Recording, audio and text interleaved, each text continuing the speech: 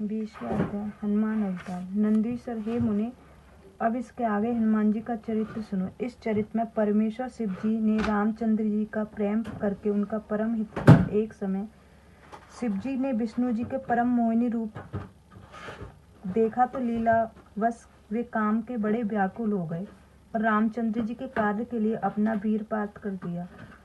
सप्तऋषियों ने इस वीर को पते पर स्थापित कर गौतम की पुत्री अंजनी के कर के द्वारा रामचंद्र जी के कार्यार्थ प्रवेश कराया। फिर तो उस वीर से महाबली पराक्रम युक्त वानर शरीर वाले हनुमान जी शिव जी से प्रसन्न हुए।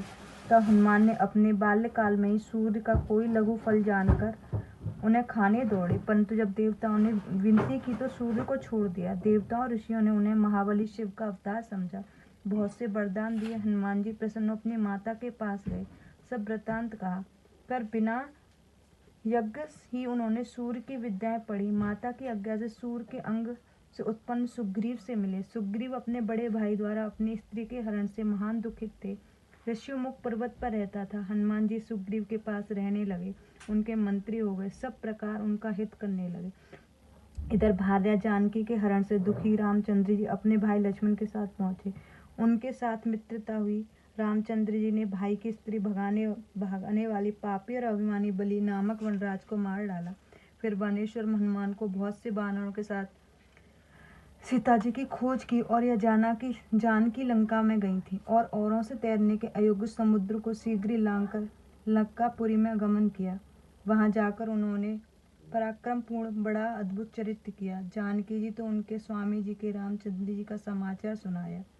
सीता जी का शीघ्र शोक दूर किया। फिर रावण की वाटिका को उजाड़कर बहुत से राक्षसों को मारकर रामचंद्र जी के पास लौटने लगे तो रावण के दूतों को ब्रह्मा फांस द्वारा बांधकर उनकी पूंछ में वस्त्र लपेटकर तेल गिराकर उनसे आग लगाकर बहुत सा कष्ट देना चाहा। इससे कुपित हो उन्होंने कूद कूद कर कौतुक संपूर्ण लंका को जला दिया, केवल एक विभीषण का घर छोड़ दिया। समुद्र में कूदकर अपनी पूंछ भुजा शिव के अंश से रामचंद्र के पास आए। सीता जी ने अपने सिर की मणि उन्हें दे दी और रामचंद्र को दिया। श्री रामचंद्र जी की आज्ञा से वानरों सहित बहुत से पर्वतों के लेकर आकाश समुद्र पुल में बांध श्री रामचंद्र की विजय इच्छा से शिवलिंग की प्रतिष्ठा कर पूजन किया तथा शिव जी से विजय वर ले रामचंद्र जी लंका को घेर लिया। वीर हनुमान ने बहुत से दैत्यों को मारकर रामचंद्र की सेना की रक्षा शक्ति से घायल लक्ष्मण को संजीवनी बूटी लाकर जिलाया। यह सब उनमें महादेव जी का एक अंश था, जिससे प्रभु हनुमान ने लक्ष्मण सहित रामचंद्र जी को सुखी किया, इसकी रक्षा की। महाबली हनुमान कुटुंब सहित रावण की नष्ट किया और परिश्रम रहित सब देवताओं को सुख दिया। फिर अहिरावण को मार लक्ष्मण सहित राम को लाए। रामचंद्र जी सब कार्य शीघ्रता से करते हुए दैत्यों को मारते हुए अनेक लीलाएं की। उन्होंने रामचंद्र जी को सुखी किया था, अपने भक्त भूलोक उनकी भक्ति स्थापित की। इस प्रकार भगवान शिव का अवतार भक्तों को उद्धार करने वाला है। इसमें महावीर हनुमान सर्वदा राम कार्य करने वाले। हे तात, यह आख्यान धनदायक, यशवर्धक और सर्व कामदायक है। हनुमान जी का चरित्र तुमसे कहा।